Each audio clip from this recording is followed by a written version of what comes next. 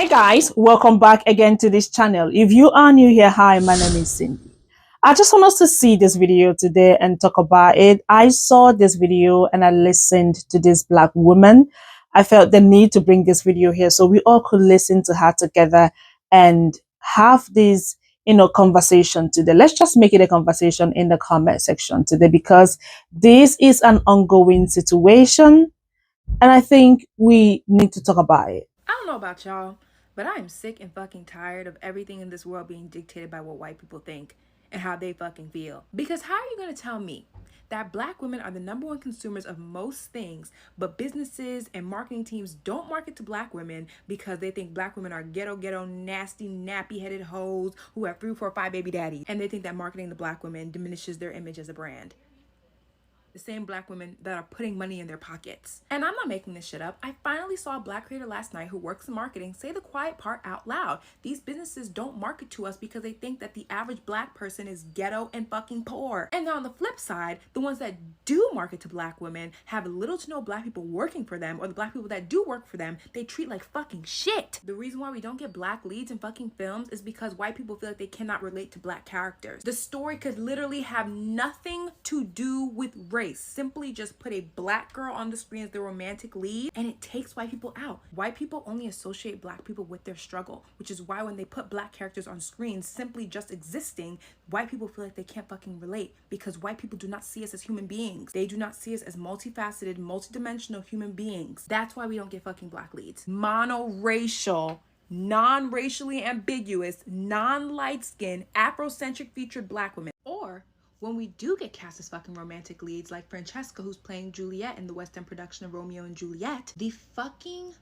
vitriol that I have seen that girl receive actually fucking disgusts me. The amount of people that I've seen compare that girl to a man, compare her to an animal, or just straight up say that they think she's fucking ugly. Why the fuck do you think that you feel that way? Because white people have convinced everyone in the fucking world that monoracial Afrocentric features are unfucking attractive. How is it that black women are one of the most educated group of people in this country, yet almost across every single field they are paid less than their non-black counterparts, people who they're most likely more educated than? I saw this video a couple months ago by this creator. I don't know her name, but if you know Clark and follow Clark, who I love, she's made a couple of videos with her. She's really light-skinned. She wears her hair in like this straight bob, and I remember coming across a video of hers where she was replying to a comment that was asking her why she has stopped her natural hair journey, because apparently she had been wearing her hair natural, working on her curls, things like that. And her response basically was that she noticed that her engagement went down and that TikTok wasn't pushing her videos as much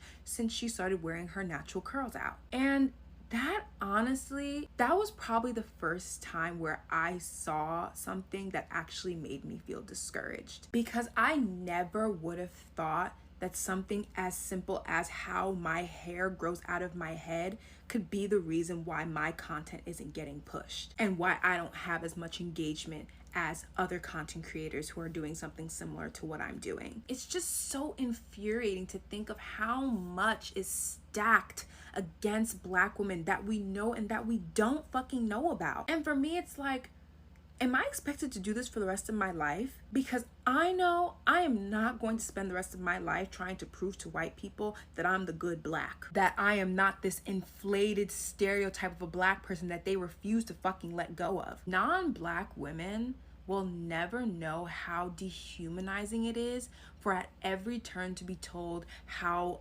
unrelatable you are, how undesirable you are, how unmarketable you are, how un-everything you fucking are on a daily fucking basis. And what's even more insane, they hate us, but they love to imitate us because they love everything about black women on non-black bodies. I don't know, y'all. I just feel like this conversation around pay discrepancy between black creators and non-black creators is just like really getting to me. Because for me, it's like, how long do we have to fight this fight?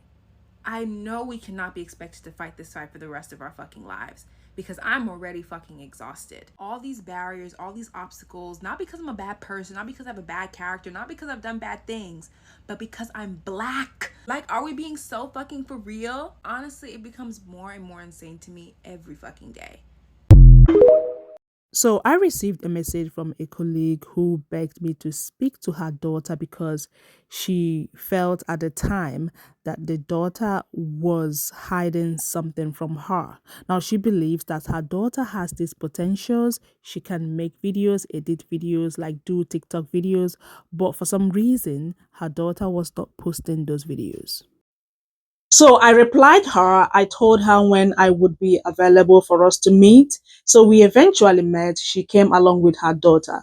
She told me that her daughter has a TikTok page, a TikTok account, but for some reason she wasn't posting her videos. So the woman asked me to speak to the daughter to find out why she was hiding her videos. She wasn't posting the videos because of course she knows that the daughter has these potentials, but it's not making sense that after making those videos, she would just hide them instead of posting the videos on TikTok. So I told the mom to give us a few minutes. I would love to, talk to her. I would love to ask her a few questions. I asked her why she wasn't posting her videos. Why was she hiding her videos? Now she kept quiet for some minutes. I was just looking at her like, okay, take your time and talk to me when you're ready. She said to me that unfortunately, she's not getting views on TikTok. She noticed that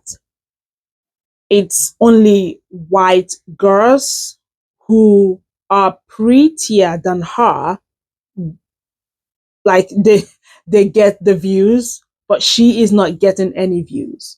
So she is now seeing herself like she's not good enough, she's not pretty, she's not white, she doesn't have the long hair, the color of her skin. She said a whole lot.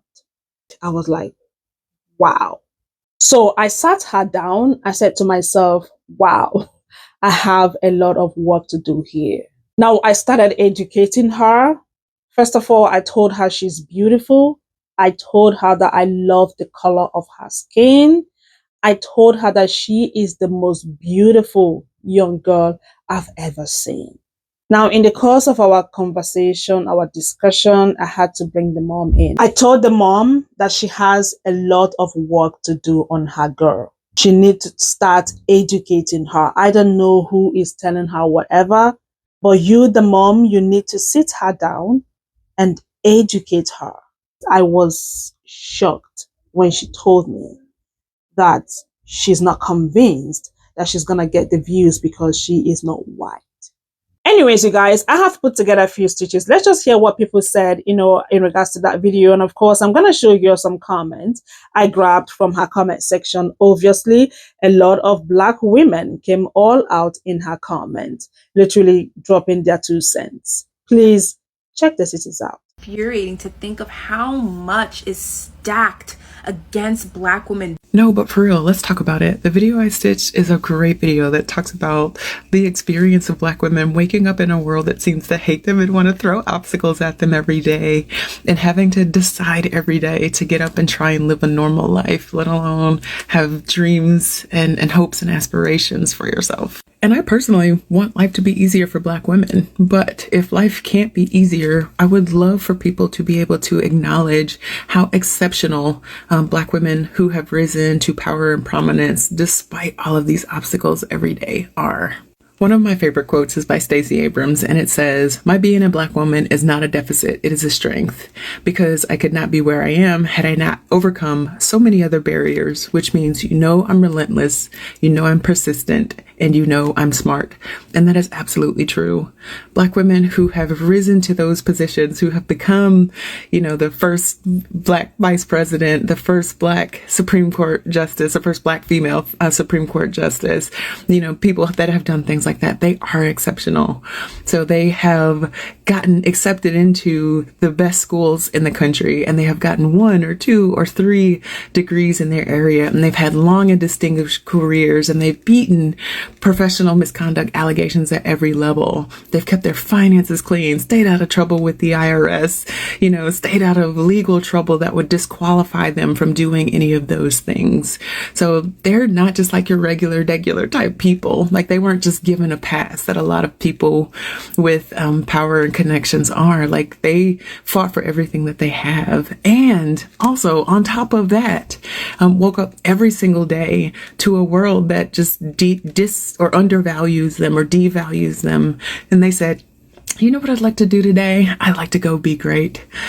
So if there was one thing that I wish, in addition to Black women's lives just being easier in general, I wish that when those Black women got to those positions, like when they were the first, when they did it the best, when they break the records, that people could acknowledge and be like, oh my gosh, as a Black woman, she did that. That must mean she's exceptional. So I just, wish they could get the roses, The same Black women that are putting money in their pocket. If you're wondering if anti-Blackness is still alive and well in 2024, you only need to realize one thing: that everything trendy, anything colloquial, is based on Black culture. And yet there's still very few Black people on marketing teams. Who knows better about the trends that came from Black culture than Black people? Additionally, a lot of white people and other non-Black people realize this. They know this. They know that words, style, music, anything that's trendy, pretty much, comes from Black culture. And yet they still want to make all these marketing decisions, all these, let's make something trendy and let's hop on this trend, without acknowledging that publicly that, yeah, it comes from Black culture, so let's have Black people work on it. Because why would we, a non-Black people, work on something that doesn't come from our culture, that we don't know firsthand about? Because there's still massive bias against Black people. And yes, I know the original creator was not talking entirely about that, but I wanted to hop on and make this point. Fight this fight. I know we cannot be expected to fight this fight for the rest of our fucking... So this is a really good post. It's a really good example of... in my opinion, the consequences of living in, an era of where colonialism is reaching its peak. Now, I say this with all kinds of respect and dignity. We probably will have to fight this motherfucking fight for the rest of our lives. I hate to tell you, I really hate to break this to you, because right now we are all fighting for the wrong things. We are fighting for civil liberties and political standing, and we're fucking up right there. Let me tell you something. The reason why Martin Luther King said that he led his people into a burning building that had no windows and no doors is because he was talking about the fact that when we were enslaved, I don't care where you are in the world at this point, any part of the Black diaspora, when we were enslaved, because believe it or not, I'm quite sure we were taken from many more parts than West Africa. How did you even get there? We're not going to get it. But anyway, when they enslaved us all as Black folk, they stripped us of our title of humans. So what does that mean? They stripped us of our humanity. They made us objects. They turned us into toys, gardening tools. They turned us into construction workers. Anything that is not of human nature, they turned us into. And so when you're talking about the fact that you're very surprised that just the way that our hair grows out of our head is going to bring down the views that we have and that we receive as, content creators and things like that, of course. I'm not laughing at you. I'm really not laughing at your pain. Trust me, I'm not. I'm laughing because as Black people, what am I supposed to do? Fucking cry about it? The fact is that when we continue to have these fucking little tit-tats and, whatever the fuck battles over who's Black enough and, who's got culture and whatever, we're only proving the point that they have in their minds, that we're not fucking human. We have got to work together to get the label for fucking humanity restored for us, because believe it or not, All these violations of our human rights and shit, not just for black people, for everybody, but mostly for black people, all of this shit really stems from colonialism. If you really want to go back and do your fucking research. Now, here's the problem. I think a little too much, and I connect the dots very easily, so I can tell you all right now that because of colonialism and its reign and the Atlantic slave trade, this is where we stand, people. This is why reparations are so crucial. And when I'm talking about reparations, people need to understand that we cannot do this divided. We cannot ask for reparations for one nation and then exclude the other, because we as black people were dropped off from the same fucking boat in multiple places. I don't care where you are in the world. If you have black descent and like it's clearly that you are black, because at this point, being ambiguous, you kind of have some kind of leeway here and you have some privilege. But I'm talking about those who are unambiguously black here. Our ancestors literally got dropped off the same boat. And so we are supposed to be fighting for reparations for all of us, for one, because we're supposed to be fighting to restore our human rights. Because they stripped us of our humanity in their eyes, which is why they never seem to think of us as anything less than a tool. We really have to get out of our own fucking way and start thinking about the larger scale of things, because I love the 1619 Project. It was excellent. But Nikole Hannah-Jones did not do us any favors by separating us when she had that interview question from the audience. It was a beautiful young lady somewhere from Africa, and I cannot remember for the life of me. But long story short, she said that we're not considered African, and we are our own culture. Never in the fucking history of ever have I ever seen any other culture do this. Even if, for example, someone of Asian descent does not know all the traditional values that are instilled in that culture, they do not say that they're not Asian. They do not subscribe to making some new, Asian American culture. Well, we are American. It's not that I'm not American. I know where the fuck I was born. I didn't have a choice in that, and neither did my ancestors, sadly. What I'm saying is when you tried to separate us by saying that we are no longer connected to the fucking African diaspora in some way, shape, or form, you separated us all from being able to get the reparations that we so desperately fucking need to actually have the fucking title of humanity restored upon us after it was taken from us unjustly. Look,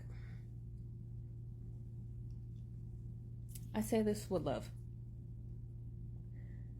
We are going to have to fight for the rest of our fucking lives, most likely, for our human rights, because right now they are being violated, and I know that I've made a video talking about this, another stitch. I will have to redo that, but the whole point is that until we start fighting for human rights as black people all across the diaspora, and honestly, with the help of other people who are now facing the same fucking shit that we are, because if you want to believe it or not, slavery has a lot to do with the way that they are treating us as humans and they're making us be products. Think about it, people. They fucking stripped a whole race of people from their humanity. Do you think that they give a fuck about you? Let's be honest here. This is a whole political game, and we sadly are little pawns that they use to get to where the fuck they want to go. So if we want to stop really having to fight this fight, we're going to have to start the fight to fight for our fucking human rights. Oh gosh, I am tired just making this explanation, because to me all of this shit makes perfect sense. You go through the effort of making people feel like Eurocentric everything is the only way to be, and then you wonder what's going to happen when you free a people, give them civil liberties, but don't actually restore their humanity and ensure that their human rights are not being violated. And then we wonder how this seeps over into the rest of political standing, economic standing, social order in the United States and across the entire fucking globe. If you can't tell already, I know I look unruly every time I get on this fucking app. I really don't care because I'm too busy trying to figure out how the fuck I'm going to fight the fight. Because it is going to indeed be for the rest of my life, for the rest of your life. And if we keep fucking around and ignoring this, it's going to be for the rest of our children's lives, for the rest of our grandchildren's lives, and so on and so on and so on and so on. So, simply put, yes, we will have to fight this fight for the rest of our lives unless we all come together, not just black people, but honestly, it would be fucking great if the entire diaspora would get out of their own ass and really come together so that we can have a negotiating standpoint on what the fuck reparations means for all of us, so that we can have an economic standing and have a I guess, fair playing field in the socio-economic and political standing when it comes to this world. Fight for human rights. That's the short. That's the short of it. Protesting is nice. There has to be something that comes after it, though. Fight for human rights. Fight for human rights, and we won't have to worry about our hair growing out of the top of our fucking head and wearing messy buns and the Crown Act. And if you made a whole bill to address racism towards Asian Americans and Asian descent people, why is there no such thing of that when it comes to black people?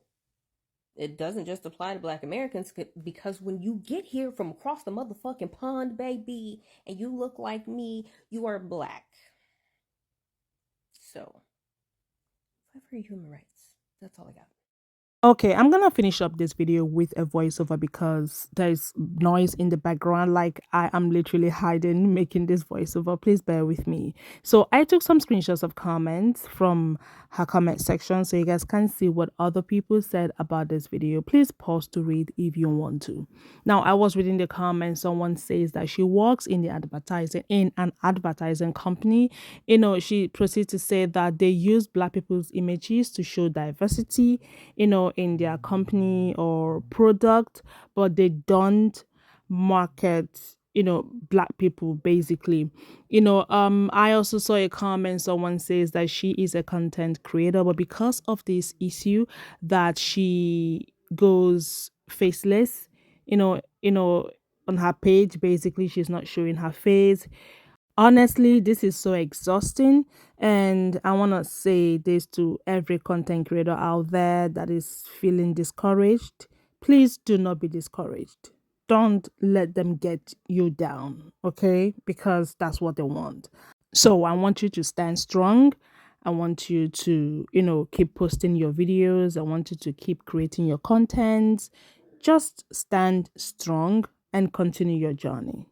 Don't go faceless because of them. Show your beautiful face. Show your beautiful skin. Anyways, you guys, what you have to say about this, please let me know in the comments, guys. And thank you all so much for watching. Don't forget to like this video, share, comment, and of course, come back for another video. I'm gonna see y'all in my next one. Y'all be blessed. Bye.